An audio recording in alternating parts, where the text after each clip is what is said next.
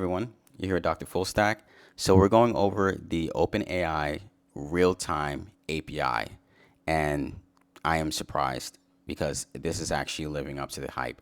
All of the time that I've spent combining multiple libraries like Assembly AI, AWS Transcribe, Google Speech to Text, Assembly AI, if I've named that twice, I apologize, Azure, I've utilized so many transcription services that if you need to know whether one sucks or not, let me know because I've probably utilized them all. I've even utilized Ref AI, which I'm not too happy or fond of.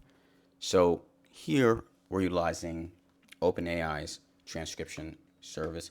Not only is it allowing us to send speech and convert it to text, but we're also able to just use speech and reply to it with speech. That's right. So super fast because we're not actually taking time and using latency within that conversion step. Beautiful, beautiful. We also have our voice activity detector as well as manual. If you want to sort of the old Boost Mobile walkie-talkie style, then you can go for that. And I think this is honestly super, super cool. So what I'm going to do here is I'm going to continue building out this application.